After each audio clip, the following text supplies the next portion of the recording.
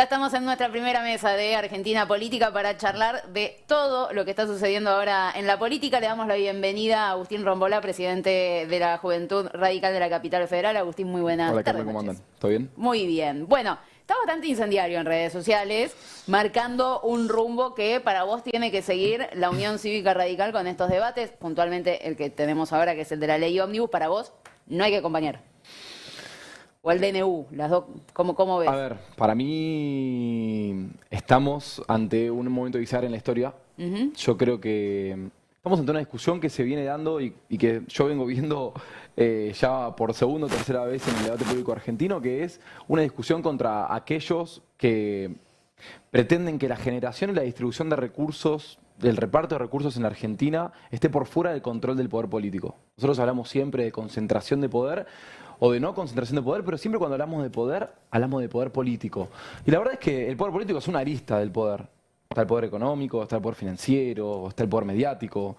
Digo, poderes que no se votan, ¿no? Poderes donde nunca se votan y en donde Javier Milei me parece que es un fiel y humilde empleado, ¿no? Y en donde creo que está trabajando consecuentemente con ellos y donde todo este discurso, esta sábana con la que envuelve sus políticas públicas con el manto, el halo de libertad y de desregulación, no es más que un sometimiento y que una regulación en favor de aquellos que fijan precios, que concentran los monopolios de los principales focos de desarrollo productivo en Argentina o de los principales focos de ganancias. Entonces me parece que el radicalismo no puede quedar al lado de eso. Me parece que la política democrática y quienes apuntan a tener proyectos populares no pueden quedar al lado de los factores de poder que siempre están siendo beneficiados en la República Argentina, en donde el poder político nunca entra, porque estos tipos cuando no gobiernan tienen el 80% del gobierno y cuando gobiernan tienen el 100%. Y nosotros, me parece que nosotros, los que somos, los que representamos de alguna forma al pueblo, que no tenemos financieras, que no tenemos grandes empresas, que no tenemos cerealeras, que no controlamos ninguna arista de estos poderes enquistados en la sociedad, tenemos que plantarnos. Creo que la única forma que tiene la ciudadanía de enfrentarse, o de por lo menos limitar un poquito el poder de estos grandes sectores, es mediante las instituciones. ¿Y vos qué ves que el radicalismo, todo el radicalismo está ahí? Yo digo que el Poder Judicial le marcó un límite ya, con algunas sentencias que festejamos, o por lo menos con algunas apelaciones de cautelares, y veo que el Congreso de la Nación es la institución por excelencia, si se quiere, para poner el límite a esta gente y para poner el límite a estos grupos de interés. El radicalismo tiene que estar del lado de las mayorías, del lado del pueblo, del lado de los que se enfrentan a esos poderes, como lo ha hecho a lo largo de toda su historia. Y sobre todas las cosas, como creo yo que tiene que representar en el futuro, sobre todo, porque la gran demanda de quienes explicamos o queremos explicar el futuro del radicalismo es hacia ese lado, es hacia el lado de la limitación de esos poderes enquistados en la Argentina, de los sectores eternamente favorecidos y de aquellos que históricamente han diezmado y han atacado el radicalismo. Hoy necesitamos que nuestros representantes voten en contra del DNU y en contra de la ley ómnibus. Pero, ¿vos qué crees? ¿Que hay algo de miedo, de temor? Porque viste que el discurso de la libertad avanza, el de Milei, pero el de todo el gobierno, está todo el tiempo, y siguen hablando, el vocero lo dice todos los días, dice, acá el problema de la casta política, la política se tiene que poner, la política... Sí, vimos a Venegas Lynch todo el diciendo tiempo... que casta una cartonera, digo, estamos viendo un absurdo... No, pero aparte ellos se ponen por fuera de la política, y todo el tiempo denostando la palabra política, entonces, claro... como nadie quiere quedar señalado, dice, bueno, me quedo al lado de ellos, así nadie se cree que soy una casta política. Diste en el clavo.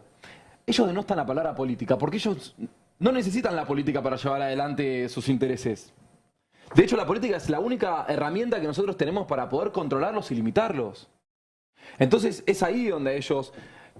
Por eso digo que la discusión está en por dónde vamos a pasar el filtro o por dónde vamos a matizar las ganancias de estos tipos con los proyectos de ley, con el proyecto de DNU. ¿Por dónde los vamos a matizar? ¿Los vamos a matizar por el poder político? ¿O los vamos a dejar en una mesa entre ellos para que negocien y se repartan las ganancias a espaldas del pueblo? Esa es la discusión. Suponete que mañana estás en el Congreso, vos sos diputado de la Nación y tenés que votar esto. ¿Qué acompañás y qué no de la ley ómnibus? No, yo rechazo absolutamente todo. Toda, 100%. Sí. Yo te escucho a vos, Agustín, y tenés, te diría casi el mismo discurso de Itay Hackman, Máximo Kirchner, Juan Grabois. Digo, debe ser difícil la convivencia dentro del radicalismo, y yo lo que me pregunto es, ¿hay radicales que piensan, radicales digo, diputados, senadores que piensan exactamente lo mismo que vos en este tema?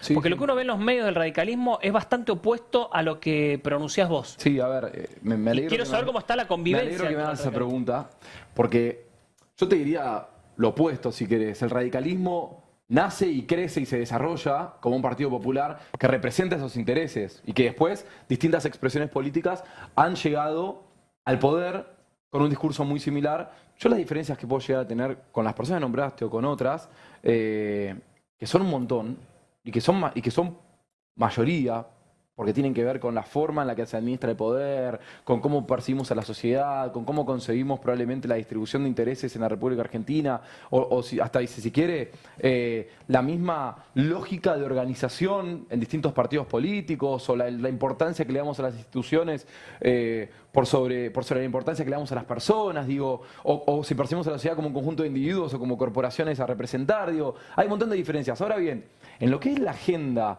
de los partidos que tienen vocación de mayorías, la agenda de la gente no se divide por si es peronista, si es radical, si es socialista.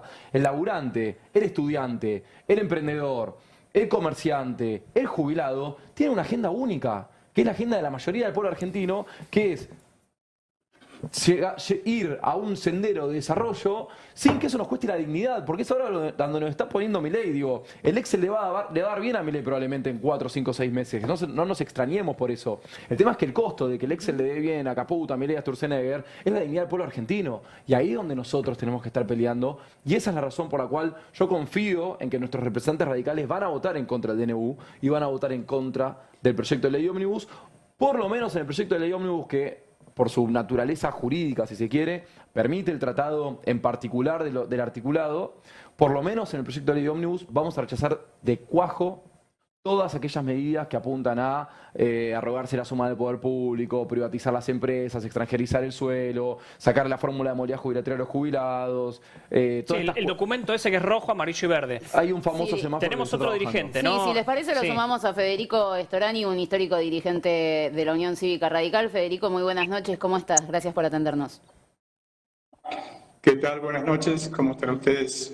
Muy bien, muy bien. Bueno, no sé si estabas escuchando, recién estaba conversando aquí Agustín Rombolá sobre lo que él considera que debe ser la posición del partido frente tanto al DNU como a la ley ómnibus en el Congreso. Para vos, ¿qué debería hacer el radicalismo ahora en diputados cuando tenga que debatir estos temas importantes? Bueno, primero le mando un abrazo a Agustín y a todos ustedes, por supuesto, un saludo muy cordial.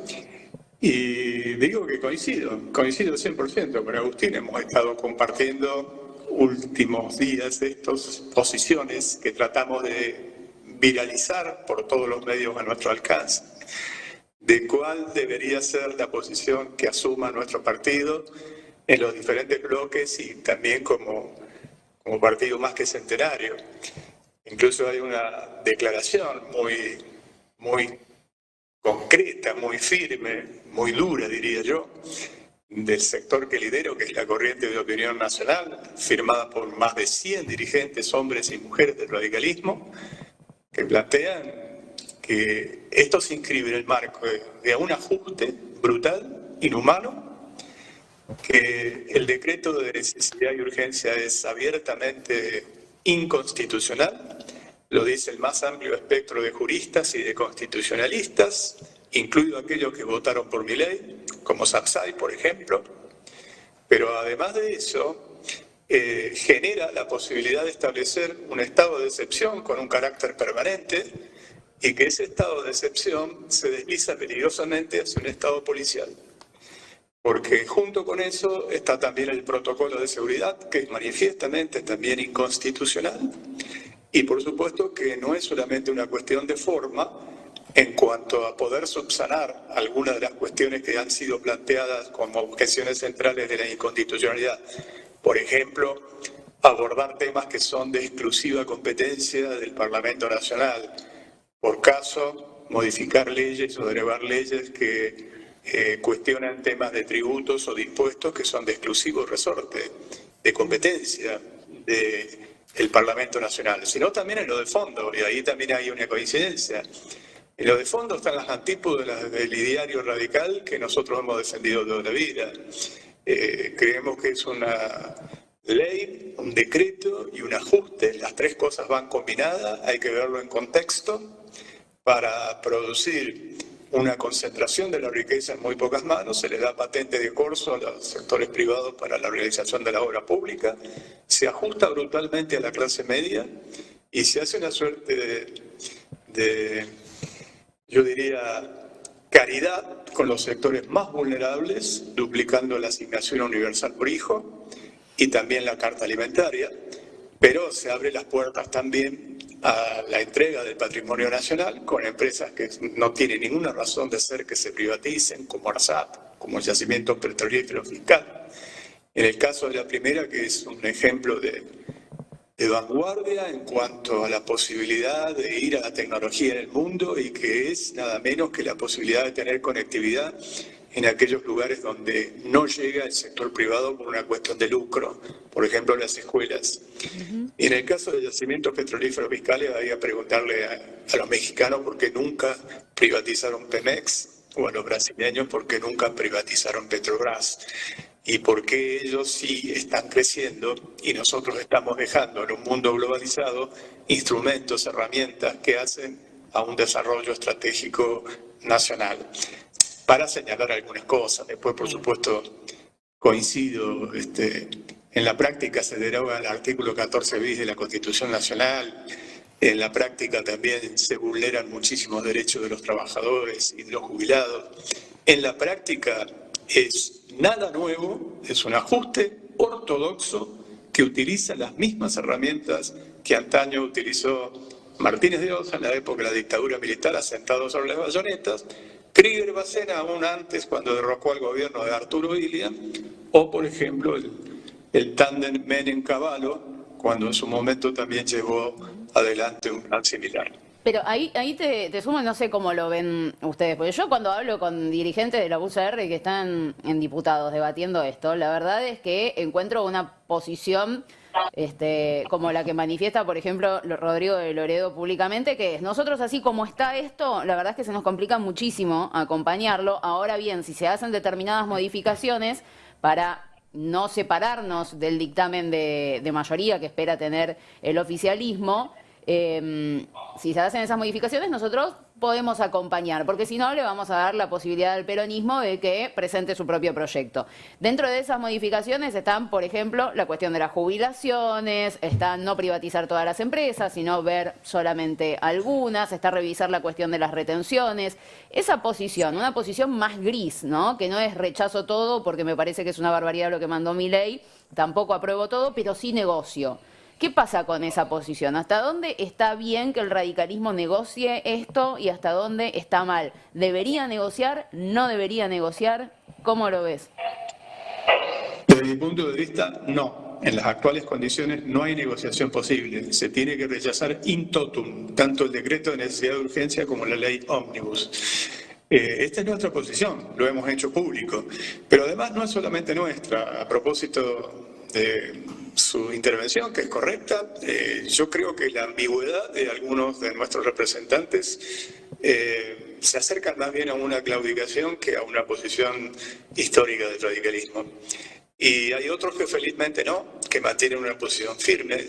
Señalo, por ejemplo, al diputado Fernando Carvajal, sí, de Formosa, que fue juez federal, también a Pedro Galimberti de Entre Ríos, que también manifiesta esta posición, y otros 7 u 8 que tenemos confirmado que tienen una posición muy firme y que están dando el debate internamente dentro del bloque. Por lo tanto, todavía no está dicha la última palabra y está claro que nosotros no solamente exhortamos a una actitud clara, firme, en consonancia con el ideario y con la ideología del radicalismo de toda la vida, sino que además vamos a actuar. Estamos llamando a movilizar el día 24, justamente para el rechazo del DNU que propone el gobierno de Milei. ¿Quién? ¿Desde dónde se está llamando a esa movilización, Federico? Desde distintas fundaciones del partido, la Fundación Sergio Cargachós, que presido, la Corriente de Opinión Nacional, la Fundación Rojas, donde está Juan Manuel Casela también, la Fundación Arturo Illia, donde está Enrique Illia, de distintos comités de partido de distintos lugares, y fundamentalmente del interior de la provincia de Buenos Aires y del Gran Buenos Aires. ¿La Juventud de Capital moviliza también? Institucionalmente lo estamos debatiendo en este momento. Yo voy a estar en la marcha. Ok. ¿Y qué esperan conseguir? ¿Qué esperas vos estando en la marcha, Agustín, por ejemplo? ¿Cuáles son las expectativas de esa movilización? Acompañar a los trabajadores, que es el rol por el cual el radicalismo nació en 1890. Básicamente, respetar los principios que tienen que ver con el legado del radicalismo, pero sobre todas las cosas, en el rol que me toca y con varios corregidores que ya vamos a ir, dejar sentadas las bases del radicalismo que queremos para el futuro, que es lo que más nos preocupa a nosotros. Le sumo ahí a los dos. Primero, si querés, contestame vos, Agus, y le cedo también, le hago la misma pregunta a Federico. Cambió la conducción del radicalismo hace muy poco, ¿no? Y no hubo mucho pronunciamiento, la verdad, desde la presidencia del comité, que hoy conduce Martín Lustó, sobre este tema. Hubo un comunicado inicial sobre el decreto de necesidad y urgencia.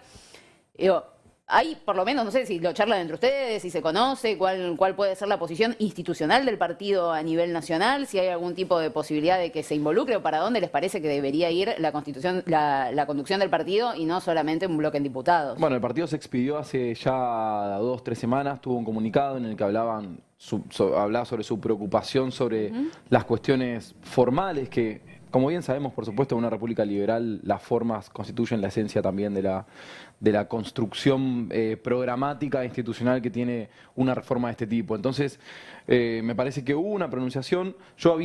Sí me gustaría dejar en claro también a algunos diputados que se manifiestan institucional con una perspectiva institucionalista y que creo que es correcta, pero sí es importante recordar que en la Constitución no se agota en las oraciones que componen los libros que compramos para ir a la escuela. Hay una Constitución formal y hay una Constitución material.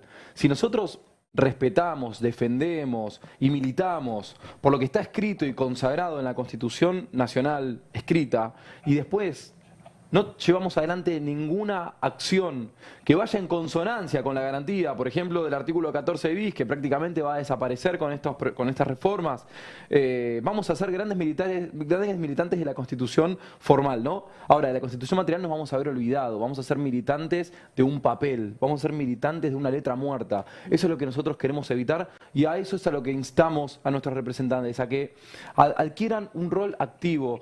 Por ahí escuchaba esto de no vamos a liderar el rechazo. El problema es que la aceptación ya está liderada por el gobierno nacional. Digo, por eso llevan adelante el proyecto que llevan. No liderar el rechazo es no liderar. Uno acepta o rechaza, digo, no existe en este caso una postura que pueda llegar a ser ecléctica o intermedia, porque el proyecto de ley, por más que uno acepte algunas medidas, digo, a mí no me sirve que votemos a favor del proyecto de ley en general porque hay unas lindas regulaciones para bajar los costos de oportunidad o de transacción de la constitución de una sociedad comercial. Si después le damos una victoria política a Milei, que lo que quiere es arrogarse la suma del poder público, declarando en emergencia todo y privatizar empresas, como bien dijo Freddy, que son o superavitarias o estratégicas. Digo, y también me gustaría remarcar que ya hubo un proyecto de radicalismo presentado para defender al Banco de la Nación Argentina, Sí. Tomando una clara postura y que se esperan más en este sentido para que esta transversal, pues lo postura firman de distintos transversal y espacios. para que esta postura sea también un norte para el radicalismo, para lo que viene ahora, que me parece muy importante, porque el debate no se va a agotar en esta discusión que tenga que ver con el proyecto de ley, sino que va a tener que ver con una tónica que va a adquirir el gobierno por un lado y el radicalismo por el otro. Va a querer acordar, va a querer oponerse, cualquiera de las dos va a ser, primero, demandado por la patria y por la sociedad, eso hay que tenerlo claro, y segundo, va a explicar o no a dónde vamos a quedar pegados en la crisis a la que nos va a asumir Javier Milei, porque nos va a asumir en una crisis, y esto tenemos que ser más claros que nunca. Esto va a ir a peor y el radicalismo va a tener que estar al lado del pueblo, al lado de los jubilados y al lado de los jóvenes, o estar al lado de Federico Sturzenegger y Luis Caputo. Esto puede llegar a detonar, y le pregunto a Federico Storani, ¿cómo le va? Buenas tardes, acá Jonathan Eguier. Les pregunto a los dos, ¿esto puede llegar a detonar al radicalismo? ¿Lo puede llegar a dividir? Porque yo entiendo que está dividido adentro el radicalismo. Uno ve lo que se dice públicamente, incluso de Loredo, y se nota que hay una división, que no se condice o que no tiene muchos puntos en común con lo que ustedes pronuncian en algunos dirigentes del radicalismo. ¿La votación de esta ley puede llegar a detonar al radicalismo, a romperlo? Bueno, no lo sé. Lo que sí sé es que nosotros estamos expresando, y hablo en plural, un pensamiento que es el que reclama la base partidaria, la militancia partidaria, los que están más comprometidos con el día a día, porque no vivimos en otro país.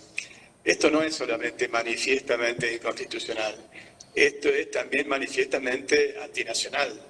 Y nosotros hemos nacido como una fuerza política, bien se ha dicho, como un partido popular, lejos de ser el primer presidente de la decadencia, el que inició la decadencia. Hipólito Yrigoyen, vale la pena recordar que después de múltiples revoluciones, mucha sangre corrida, después de la Ley Sáenz Peña conseguimos consagrar a Hipólito Yrigoyen con el voto universal, y a partir de allí, en su gestión, nada menos que en su gestión, está nada más ni nada menos que la creación de una empresa como Yacimientos Petrolíferos Fiscales, entre otras muchas. Y hablar del gobierno de Arturo Illia con la ley de medicamentos, por ejemplo, o con la posición internacional de neutralidad ante la presión que hacían en su momento las potencias dominantes. Por lo tanto, creo que es ser coherente con un pensamiento del radicalismo de toda la vida, y que esto es un debate en ciernes que yo creo que necesariamente se va a profundizar. Simplemente lo que señalo es que este debate está en curso, que nosotros vamos a accionar no solamente en los ámbitos legislativos, sino también en la militancia concreta en la calle, acompañando las demandas populares. Vale la pena recordar que el radicalismo es un partido que tuvo un periodo de una irrupción popular muy fuerte, justamente con Raúl Alfonsín, y que él instaba en su momento a generar una instancia superadora de un tercer movimiento que hiciera confluir a las fuerzas de origen nacional, popular, que permitiera justamente llegar a poner en caja a los sectores corporativos que, insisto, periódicamente no tiene nada de nuevo, se van turnando en las formas para tratar de generar un Estado que favorezca a los sectores más concentrados de la economía. Y finalmente digo, existe una diferencia entre el Estado de Derecho en sentido formal, y en ese sentido cualquier Estado es un Estado de Derecho, el Estado fascista o el Estado comunista, cualquiera, porque tiene leyes y la fuerza coercitiva para hacerla cumplir. Pero en el sentido sustancial tiene que respetar la legitimidad del origen del poder, la división de los poderes, como en este caso claramente no se está respetando, la periodicidad de los mandatos y nunca jamás la posibilidad de tener la suma del poder público, como en este momento se está haciendo, que violenta abiertamente el artículo 29 de la Constitución Nacional. Freddy, soy el profe Romero, ¿cómo estás? Vos es que te escuchaba, bueno, y la verdad es que mucha coherencia con tu discurso, la que te conoce hace muchos años y sigue tu vida pública, sabe que más o menos el mismo cuerpo de idea lo has defendido siempre. Yo creo que Javier Milei y la Fuerza de la Libertad Avanza tienen muy en claro también qué es el radicalismo y qué espíritu tiene el radicalismo. De hecho, siempre lo pone como una especie de enemigo a atacar, ¿no? Es muy raro que quien se siente radical no lea eso, no entienda que Javier Milei dice eso. Él dice que se descargaba los nervios pegándole a un muñeco al cual le ponían la cara de Alfonsín, ¿no? Y efectivamente yo lo que veo es una división como muy potente. Vos es que hoy veía una nota en Infobae de Luis Petri, que hablaba sobre, digamos, hizo un discurso, no sé si lo tenemos por ahí como para poder mostrárselo, yo se lo leo a Freddy por si no lo llega a leer, pero él habla de los militares y pretende que vuelvan a intervenir en contra de la seguridad interior y la lucha Petri contra lo que el dice terrorismo, ¿no? es que quiere cambiar el decreto, así lo llama, bueno, Infobae también, quiere cambiar el decreto kirchnerista que prohíbe a las Fuerzas Armadas colaborar en el combate al terrorismo y el narcotráfico. Ahí lo tenemos, sí. Y la verdad es que yo recordaba, y vos has participado también fuertemente en su momento en ese debate, después de la traumática salida de la última dictadura militar, y bueno, y que las Fuerzas Armadas no intervengan en los conflictos internos, ¿no? Pero bueno, pronunciado por Petri, que encima es ministro del gobierno de Milei. No sé cómo ¿Cómo se dan esos debates, esas discusiones? ¿Cómo lo ves vos, Freddy? Yo lo doy como bienvenido, aunque parezca una contradicción. ¿Por qué? Porque yo creo que el partido conservador duro, con sesgos autoritarios, está juntando todo. Porque tampoco vamos a decir que esto es una cuestión solamente del radicalismo, es también del peronismo, ¿no? Acá gobierna Javier Milei, Villarroel, que es una emergente clarísima del sector más autoritario. También está la fórmula completa, Bullrich-Petri, pero también está el peronismo cordobés, que tiene la caja más grande de este gobierno, la del ANSES, por ejemplo. ¿Sí o no? Lo es. Sí. Sí. Hace pocos días, porque yo estoy en Córdoba estos días, me crucé en un debate con un diputado Gutiérrez que, yo no sé, pero parecía una espada de Milei. Y el peronismo cordobés también, ¿no? Claro. Entonces, por lo tanto, este debate atraviesa prácticamente a todas las fuerzas políticas. Tal vez sea un buen momento para barajar y dar de nuevo en la sociedad argentina y que haya una muy buena polarización.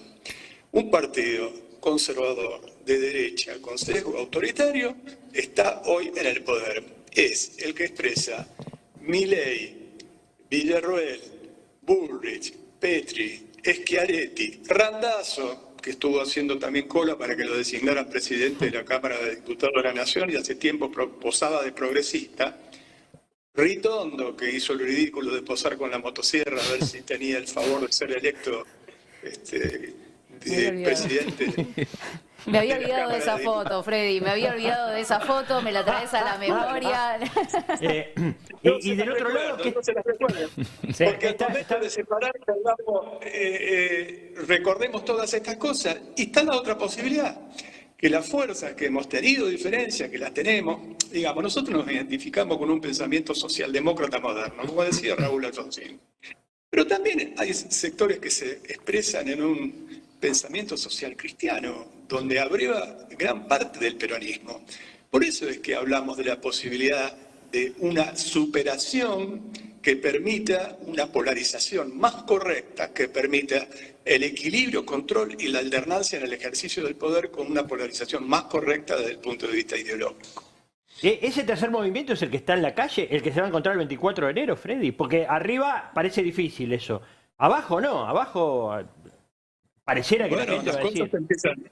Muchas veces se gestan desde abajo hacia arriba, ¿no? Yo creo que es una muy buena idea para trabajar al menos. Yo creo que nuestra responsabilidad indica que este es el momento que tenemos. Hoy los tenemos a todos juntos. Súmenlo también a Macri en ese paquete. Sí, claro. ¿O acaso no le dijo Macri a Vargas Llosa que él haría lo mismo pero más rápido si fuera nuevamente el presidente? Bueno, eso es la metáfora de la proyección de la motosierra.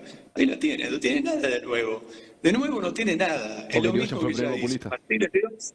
Es lo mismo que hizo antes Menem Cavallo. Y además creo que no hay ningún gobierno como este que tenga tantos apellidos Menem en su staff. Sí, sí. ¿Cuál es la relación hoy, Agustín, con el PRO? ¿Hay relación? Nosotros hablamos, digo, tenemos respeto militante, te diría, con distintos miembros de distintos partidos y personalmente mantenemos relaciones porque además el PRO, digo, con todo respeto, si hay algún amigo, algún militante del PRO mirando, creo que quedó también en una encerrona ideológica porque durante mucho tiempo hemos compartido una agenda totalmente socialdemócrata, como decía Freddy, en la que nos encontramos con otros partidos políticos para hablar temas de género, temas de respeto a las diversidades, cuestiones ambientales, cuestiones de trabajo, temas que tienen que ver con el acceso a la vivienda, todas cuestiones que compartimos y que, bueno, varios probablemente en una visión probablemente un poquito más oportunista han abandonado, pero que hay una enorme mayoría, te diría, de los jóvenes que se quedaron y que sienten ese camino militante. Te diría, el PRO te suma a la coalición cívica. Después, bueno, con Republicanos Unidos probablemente esa agenda es menos compartida, más allá del respeto que podemos llegar a tener. Pero es un poco lo que hablábamos antes también, ¿no?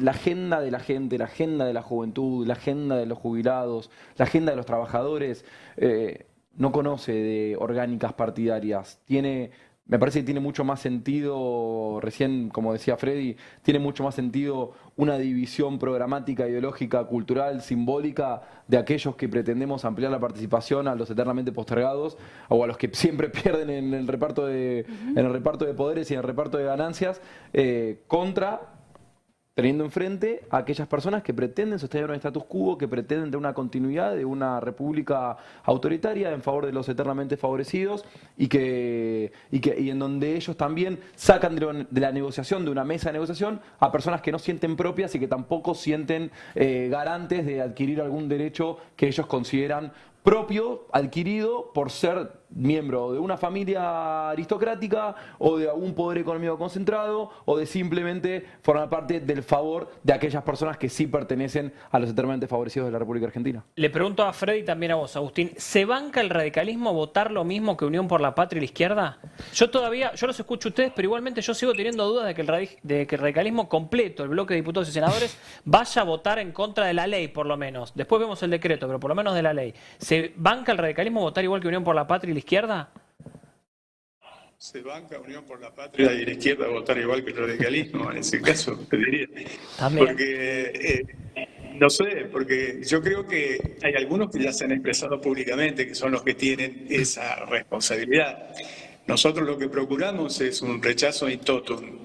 En todo caso, después se analizará porque estamos en un Estado de Derecho, hay una legitimidad de origen, pero eso no autoriza a hacer cualquier cosa. Habrá que hacer un análisis luego ley por ley y tener la posibilidad de oponerse, rechazarla y demás. Pero de arranque, tal como está planteada la cuestión, tiene que haber un rechazo in totum desde mi punto de vista, completo. Y ahí te pregunto, porque vos sos un crítico de esta alianza que se hizo con el PRO, con Mauricio Macri, cómo quedó el radicalismo con todo eso. Ahora, bueno, Juntos por el Cambio no existe más o está ahí medio desdibujado. Esta encerrona que tiene ahora el radicalismo, ¿es producto de esa alianza? O sea, si nunca hubiera conformado Cambiemos, si nunca se hubiera aliado con Mauricio Macri, hoy no habría ningún tipo de ambigüedad a la hora de decir este proyecto y este DNU los tengo que votar en contra, o lo hubiera generado inconvenientes de todos modos. No, yo quiero ser honesto. En la convención de Gualeguaychú yo estuve a favor de la posibilidad de conformar una alianza porque entendía que el gobierno en ese momento tenía una orientación hacia un planteo hegemónico con cierta sesgo autoritario y también corrupción, porque también hay que decirlo con todas las letras. Entonces, desde mi punto de vista, estaban faltando las dos reglas de oro del funcionamiento democrático, el equilibrio y el control del poder, que estaba totalmente desbalanceado, y la posibilidad de la alternancia en el ejercicio del poder.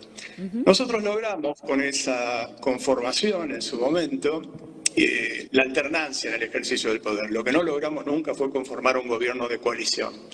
Y allí sí empecé a ser absolutamente crítico, porque señalé, por un lado, que las políticas de contenido que llevaba adelante el gobierno de Mauricio Macri estaban en las antípodas de lo que nosotros pensábamos, pero a su vez también hubo una complicidad de las autoridades partidarias en permitir que eso se consolidara, se convalidara. Entonces, allí empezó un planteo claramente más crítico y, por supuesto, que yo no renuncio de aquellos defectos que, por otra parte, son parte del debate público que el propio peronismo hace hacia adentro, ¿no? Yo creo que acá también hay que hacer una autocrítica vinculada a por qué se generó tanto anti y, si no, corresponde también a algunas cosas que significaron un sectarismo absolutamente innecesario. Por ejemplo, en materia de derechos humanos. Yo no me olvido cuando Néstor Kirchner, por ejemplo, dijo que venía a pedir perdón por los 30 años de democracia y se olvidaba de lo mucho hecho por el gobierno de Raúl Alfonsín, que es elegido, entre otras cosas, como enemigo, como ustedes dicen, por parte de Milei y Villarroel, justamente por haber sido el que llevó adelante el juicio de las juntas militares, derogado la ley de autoamnistía, juzgado y condenado a quienes cometieron delitos de lesa humanidad. Sí. No, me acordé de algo, Freddy, Cristian Siminelli te saluda. Así como decís eso, también Alfonsín había dicho en su momento que el límite era Macri. y bueno, se ve que las situaciones también van llevando a desoír a Alfonsín en algún momento, ¿no? Por supuesto, yo creo que obviamente la dinámica de los hechos lleva a eso y en ese momento nosotros lo que procurábamos era equilibrar y controlar el poder y lograr la alternancia. Claro. Pero planteábamos un gobierno de coalición que nunca fue y a partir de allí comenzó un planteo de diferenciación muy claro, muy firme, muy amplio. Y hay sectores del PRO con los cuales tenemos posibilidades de conversar. Claramente que sí lo hay. Como lo planteamos con otras fuerzas políticas, también los hay del PRO. Ahora, no los que hoy están hegemonizando, eso está clarísimo. No con lo que expresa Mauricio Macri, no con lo que expresa Patricia Bullrich, no con lo que expresa buena parte de los legisladores que están sentados en ese momento en su banca. Pero como dijo Agustín, yo estoy de acuerdo, es posible articular con otras fuerzas políticas, con amplitud, e ir generando una masa crítica que sea lo suficientemente grande para generar una alternativa política en la Argentina. Cuando fue lo de Macri, recuerdo que había una mayoría radical que estaba a favor, digo, una gran mayoría radical que estaba a favor de esa alianza con Macri. ¿Hoy crees que se dio vuelta y hay una mayoría a favor de no estar con Milei? ¿O sí Es que igual eso? Yo creo que, como dicen los juristas, es una discusión que ya se tornó abstracta, porque Juntos por el Cambio desapareció en la práctica. Claro.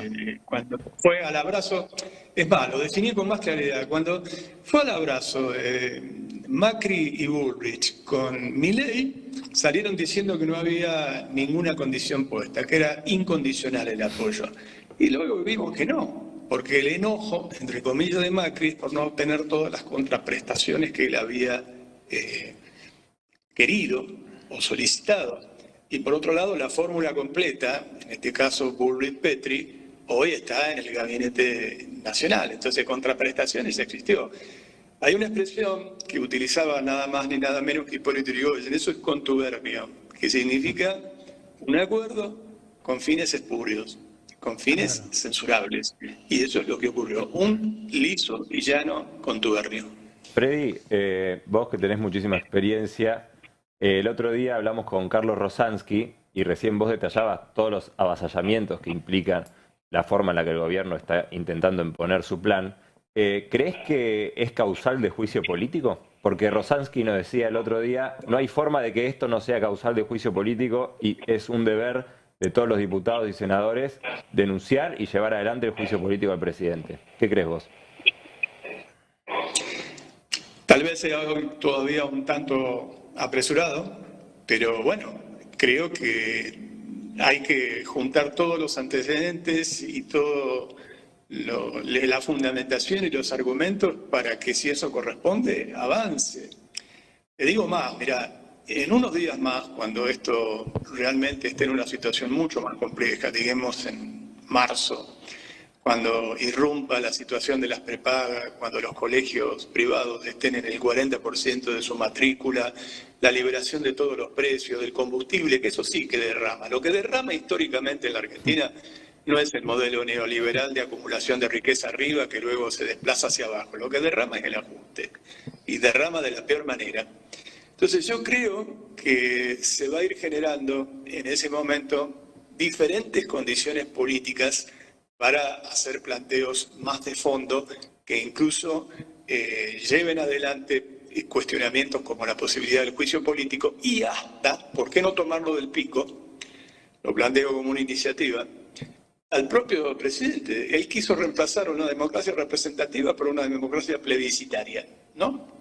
O delegativa, eso está en los clásicos, cuando estudiamos de Guillermo O'Donnell, está desde la A hasta la Z, ya descripto todo, no hay nada que inventar. Ahora, una consulta popular no vinculante, bueno, llevémosla para marzo-abril, tal vez exprese una voluntad popular muy diferente a la que se expresó en diciembre. Freddy, ¿cómo describirías al gobierno de Milei? Bueno, como un gobierno claramente conservador, de anarcocapitalista no tiene nada, qué sé yo. Esto se parece muchísimo más a la filosofía de Hobbes, que es exactamente lo contrario. Cuando vos ves, por ejemplo, que dos mujeres se pelean, pero se pelean, Lo vimos en el video viralizado, se mataban por una oferta del mercado, aquí en Córdoba, donde yo estoy en este momento. Eso es lo que te lleva. El hombre lobo del hombre. Por lo tanto, es curioso y es hasta paradójico, porque el anarcocapitalismo termina siendo el fundamento filosófico del Estado absoluto.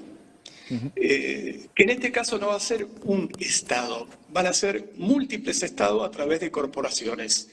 Son múltiples leviatanes que van a surgir, que están con nombre y apellido designados para tomar los negocios más rentables de la República Argentina. Pero al mismo tiempo, por ejemplo, ¿es fascista Milei? Bueno, tiene sesgos autoritarios, eso no hay ningún tipo de duda. Cuando él nos elige como enemigos, nos elige como enemigos por una razón. Cuando dice, y no solamente le pegaba a Alfonsín, como ustedes decían, o el que no salta es un radical, en el acto de cierre, claramente sobrevolaba el tema de la impunidad a aquellos sectores que cometieron delitos de lesa humanidad. Y hay todavía una avanzada todavía en esa dirección. No nos perdonan, en todo caso, al radicalismo y al propio Alfonsín el hecho de haber tenido la voluntad política y el coraje de llevar adelante ese juicio. Y Agustín, ¿qué pasa si mañana, la semana que viene, en 2 semanas, como quiere Milei, una parte del radicalismo vota la ley ómnibus, acompaña el dictamen y después vota la ley ómnibus? ¿Qué pasa ahí? No, a ver, nosotros tenemos instancias partidarias para eso, para dar la discusión y sobre todo las cosas para expresar nuestra oposición. El radicalismo está bastante acostumbrado, Freddy lo va a saber decir mejor que yo, pero está bastante acostumbrado a expresar disidencias internas, a canalizarlas a través de sus instituciones y después a materializarlas en acciones concretas de militancia. Nosotros, yo no tengo ningún prurito en decir, llegado el caso, que estoy en desacuerdo con la táctica o la estrategia llevada adelante por los diputados nacionales o por los senadores nacionales. Para nosotros es muy natural el disenso, construimos a partir de eso y por eso justo antes a lo que decía Johnny de la posibilidad de ruptura, yo la veo poco probable porque creo que primero que hay una gran vocación de unidad, pero más allá de eso, porque creo que tenemos las herramientas necesarias para canalizar todas las cuestiones que tienen que ver con un ideario radical y que tienen que ver con diferencias programáticas, no diferencias esenciales, obviamente. Yo por eso te digo que hay que diferenciar también el DNU del proyecto de ley, ¿no? Digo, votar a favor del DNU yo sí creo que es una cuestión que va en contra de la idea más nuclear que se tiene de lo que es el radicalismo como una energía institucionalizante y democratizante que atravesó todas las etapas y las décadas de la historia desde 1890 hasta la actualidad. Entonces, bueno, algunos artículos de la ley ómnibus lo mismo. Bueno, pero dilatar el debate, por ejemplo, porque entiendo que hoy el DNU, así como está, le va a costar mucho al radicalismo o al sector del radicalismo que quiere ser más colaborativo con el gobierno nacional, le va a costar mucho aprobarlo y hoy por hoy, si va al recinto, deberían rechazarlo. Ahora, hay otra posición que plantea, vamos a intentar correr y dilatar el debate, que pase el tiempo para que Milei pierda el apoyo que tiene en este momento y sí o sí tenga que negociar ese decreto de necesidad de urgencia. ¿Qué pasa con esa estrategia? Es medio un gris. Bueno, a ver, ¿Va en contra de algo? Votamos a nuestros representantes para que adopten las estrategias, digo, tampoco esas cuestiones que son propias del devenir legislativo. A mí, por eso te digo que la cuestión del proyecto de ley, que es un debate aparte del DNU, puede corresponder a distintas aristas. A mí me parece que hay que rechazarlo en su integralidad, porque el motor del proyecto de ley y el motor del DNU, pero sobre todas las cosas del proyecto de ley que lo estamos hablando ahora, el corazón del proyecto de ley, es la concepción de un Estado que concentra con aún mayor intensidad de poder económico, que extranjeriza los bienes productivos argentinos, por ejemplo la cuestión del suelo, que busca precarizar el trabajo, que busca perjudicar a los jubilados. Después, obviamente, es lo que te digo antes, si hay un título que agiliza algún trámite que tiene que ver con el registro de propiedad automotor, me es insuficiente para aprobar en general un proyecto de ley de este calibre. Entonces me parece que por una cuestión ideológica, postural, pero sobre todas las cosas por una cuestión moral para con la ciudadanía, el proyecto de ley tiene que ser rechazado, no más allá, sin perjuicio de que después compartamos algunas cuestiones del articulado, todos los partidos del Congreso comparten algunas cuestiones del articulado, probablemente la izquierda no, pero sacando a la izquierda, todos los partidos del Congreso tienen alguna parte, algún título, porque es muy complejo.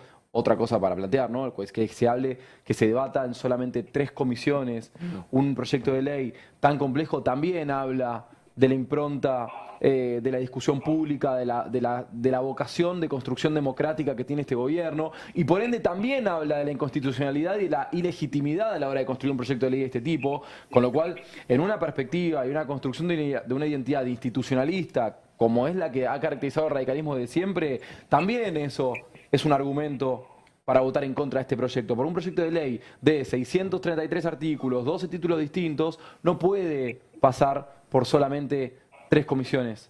Digo, yo he trabajado en proyectos de ley del Congreso de la Nación con 10 artículos y ha pasado por 5 o 6 comisiones. Digo, estamos hablando de un proyecto de ley de más de 300 artículos. Con un deadline de 15 días. Y que encima tenemos, por un lado, a José Luis Espert mandando a los técnicos en el debate de las reuniones informativas a que no habilite el diálogo en el Congreso de la Nación, con una actitud, bueno, Espert igual es otra persona filofascista en la República Argentina y orgulloso de serlo. Pero también tenemos por otro lado a un Rodolfo Barra, que es el jefe de los abogados del Estado, diciendo que la Constitución no va a primar. Una persona que fue ministra de la Corte Suprema, más allá de que fue probablemente la peor Corte Suprema de la historia democrática argentina, fue ministro de la Corte Suprema de Justicia de la Nación diciendo que la Constitución no primaría en un caso en donde no se aprueba un proyecto de ley y un decreto de necesidad y de urgencia. Si somos institucionalistas, si somos constitucionalistas, si somos republicanos y si creemos de verdad en una construcción democrática, de amplitud de derechos y de reformas de raíz, no podemos permitir estas cosas, no podemos permitir que Rodolfo Barra venga a amenazar a la ciudadanía, o Luis Caputo ayer hizo lo mismo, o que vayan a apretar a los diputados nacionales diciendo que la Constitución no va a primar y que los responsables van a ser ellos. Miguel Adorni primero diciendo que la inflación es en todo momento y lugar un fenómeno monetario, y ahora diciendo que la inflación es porque los diputados están demorando en la sanción del proyecto de ley. Son ortodoxos en el discurso, heterodoxos en la práctica. Y ahí te sumo, ¿no? Recién Freddy planteaba que en marzo, que creo que es una coincidencia bastante extendida, que en marzo se va a sentir fuerte el ajuste y va a empezar cierto malestar en la sociedad, incluso en sectores que pudieron haber votado a Javier Milei. ¿Qué tiene que hacer el radicalismo? ¿Qué posición tiene que adoptar el radicalismo ante una crisis tan fuerte como la que se espera que llegue con este gobierno? Les pregunto a los dos, no sé quién quiere arrancar. Dale, Agustín. A ver, dale, Agus. ¿Qué se espera que el radicalismo... Claro, en una situación de crisis, claro. Hay que tomar una posición, me imagino, ¿no? En ese momento. Yo no tengo dudas. Nosotros, desde la JR Cava, ya nos pronunciamos. La necesidad y la urgencia son para con el pueblo argentino. Son para con los 8 de cada 10 jóvenes que hoy en la Ciudad de Buenos Aires están rescindiendo sus... Hoy, 8 de cada 10 jóvenes en la Ciudad de Buenos Aires, menores de 35 años, están rescindiendo sus contratos porque no pueden afrontar el costo del alquiler. No estamos, creo que no estamos siendo conscientes del daño que está generando el DNU. Y lo voy a poner incluso en términos mercantilistas, que es lo que le gusta a los votantes de La Libertad Avanza. Digo, un pibe, una piba, que deja de vivir en su casa, que tiene que volver con su familia, o que tiene que dejar el lugar que estaba alquilando donde practicaba su emprendimiento o su comercio, o que tiene que mudarse con un amigo que está cursando con él la facultad, es un pibe que ralentiza su proceso cognitivo, su proceso educativo, su proceso productivo, su crecimiento económico. Está ralentizando a niveles microeconómicos y macroeconómicos a toda una generación, porque es un pibe que va a estar más incómodo para estudiar, que va a tener que abandonar su proyecto o su lugarcito en donde está vendiendo alguna artesanía que está haciendo, donde está llevando adelante un mini estudio jurídico, en mi caso, por ejemplo, en su casa o en el departamento que está alquilando. Es un pibe que se tiene que mudar con alguien y tiene que dividir las horas de estudio porque probablemente se vaya a un lugar más chico. Entonces, en términos económicos, en términos productivos, en términos de desarrollo cognitivo, en términos de desarrollo personal, está arruinando a una generación entera. Y estamos hablando de esto de la ciudad de Buenos Aires, que tiene el Producto Interno de Bélgica. Digo, para pensar esto, pasando a la General Paz, donde ya el hacinamiento ya es un problema de hace 25 años. Entonces, me parece que el radicalismo tiene que hablar de eso, y después de hablar de eso, tiene que actuar en consecuencia. La consecuencia natural, inmediata, y hasta te diría en rigor de deuda para con el pueblo argentino, tiene que ser acompañar a los jóvenes, acompañar a los jubilados, acompañar a los trabajadores y constituirse, sí, en el líder de la oposición al gobierno de Javier Milei y La Libertad Avanza. ¿Y a vos, Freddy, qué te parece? Bueno, obviamente que coincido, pero agrego alguna cosita. Nosotros tenemos que, como primer objetivo, frenar esto. Y no es una actitud antidemocrática. En todo caso, cuando dicen que este gobierno fue votado por la mayoría, es cierto, pero el fundamento de legitimidad de la democracia es la soberanía popular. Y la soberanía popular no es un concepto divisible, se compone de mayoría y de minoría también, porque justamente son mutables y lo hemos visto con mucha frecuencia en los últimos tiempos, que las minorías se convierten en mayoría y viceversa. Por lo tanto, nosotros tenemos también un deber y una responsabilidad ante la sociedad, que es frenar un proyecto que es claramente antipopular, que va en contra de los intereses de las inmensas mayorías y que es antinacional y que pone en peligro la propia soberanía nacional. Ese es el primer objetivo. Y luego establecer una agenda, porque tampoco se puede estar planteando simplemente el no sin proponer un camino alternativo. Desde nuestro punto de vista, no es cierto también, desde el punto de vista empírico, real, comprobable, en la realidad política argentina, que todo tiempo pasado haya sido malo o peor. Nosotros tuvimos una salida de la crisis del 2001, donde bajo el manto de convocatoria del diálogo argentino por la Iglesia o el Programa Nacional de Desarrollo Humano de Naciones Unidas y con dos grandes actores que existían en ese momento, como era Raúl Alfonsín y el propio Eduardo Duhalde, se consiguió un gobierno de coalición que no solamente rompió la trampa de la convertibilidad, que era un corset a políticas de crecimiento y de desarrollo, que terminó en tragedia a fines del 2001, sino que inició un periodo virtuoso de crecimiento de la economía. No es cierto que todo tiempo pasado fue malo. Por lo tanto, yo creo que hay que ir recreando esos ámbitos institucionales. Y para poner en agenda, bueno, si algunos derechos o conquistas no funcionan, hay que mejorarlos, no destruirlos.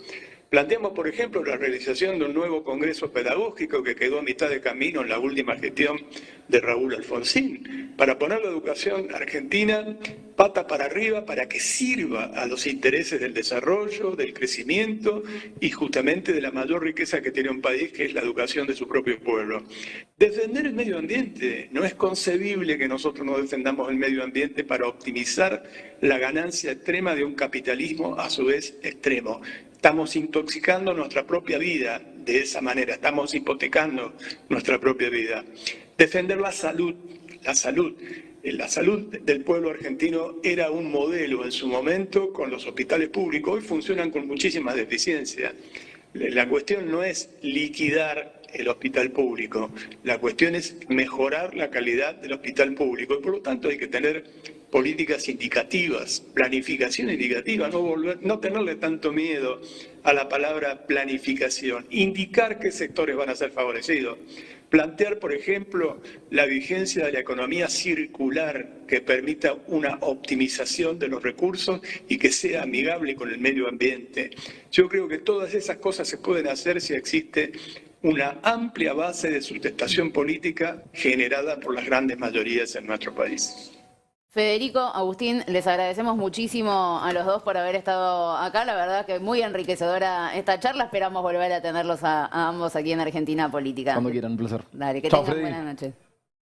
Bueno, un abrazo a Agustín y a toda la Abrazo. mesa, un saludo muy cordial. Muchísimas gracias.